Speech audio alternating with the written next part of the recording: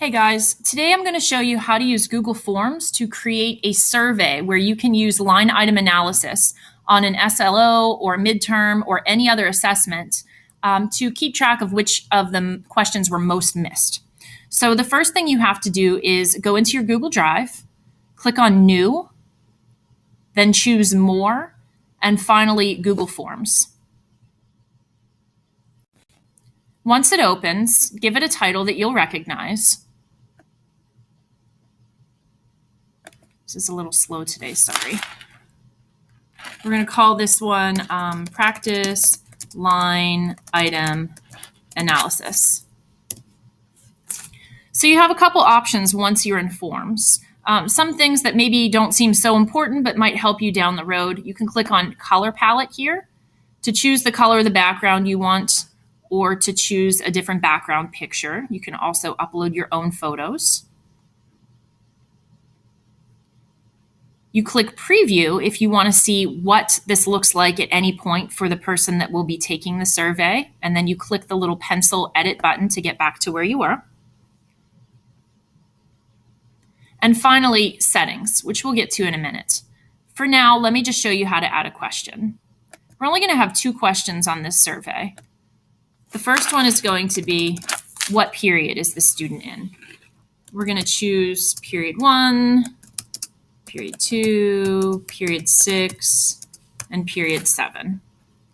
Okay, this is going to be a multiple choice question because you only want there to be one answer. Other options you have for question types are short answer, where they would type in just something shorter than a sentence, paragraph, where they can type in an unlimited amount of text, checkboxes, which we'll get to in a second, drop down. Linear scale is like, on a scale from 1 to 5, how difficult did you think the test was? And multiple choice grid, we'll get to at a later date.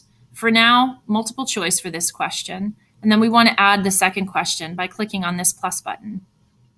The second question is simply going to be, check the boxes of the questions that you answered incorrectly. Now, you have to have some amount of faith that the students are going to answer this honestly. You can always spot check with their actual tests to make sure that it looks like they're doing what they're supposed to be doing, but you shouldn't have any trouble with that. Click on check boxes for this because you want the students to be able to answer more than one. Okay, so we're just going to number them. Question 1, 2.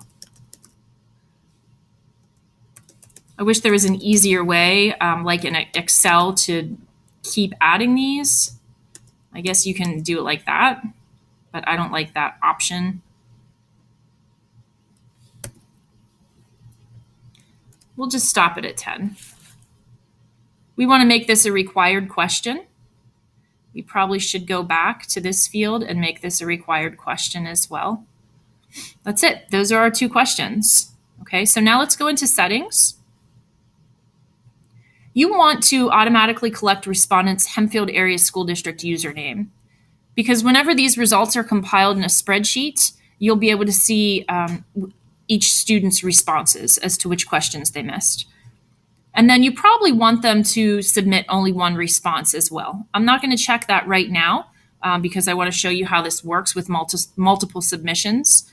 But that's probably a good idea for the line item analysis. Then you can change this message if you wanted to say, don't forget to do your homework tomorrow or whatever. But the canned response is your response has been recorded. And then we're going to save. Okay, if you want to see again what it looks like for someone taking it, this is what the students will see. They'll check what period they're in. And then they'll check whichever questions they answered incorrectly, and they'll click Submit. It's as easy as that. Okay, now that we've created it, I want to show you how you actually share this with the students.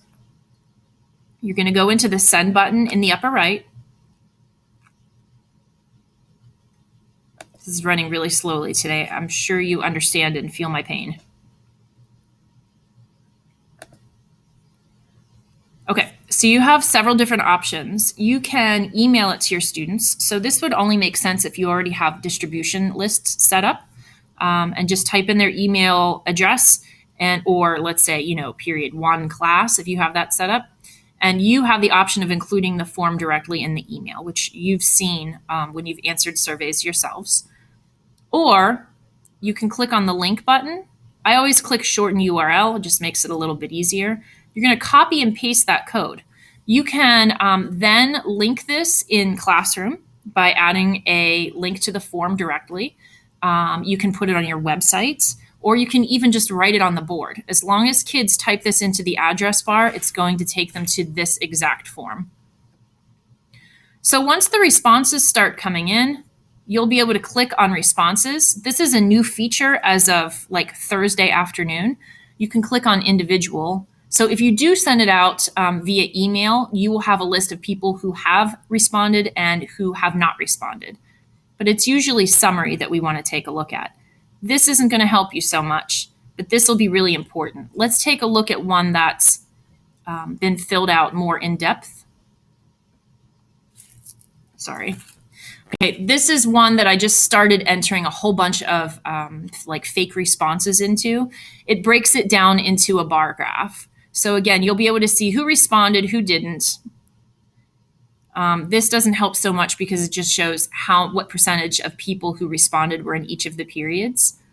And this bar graph is what's important. It'll show you the percentage of kids who missed any particular question. Now, this is great if you want to look at a compilation of all of your data for all of your classes.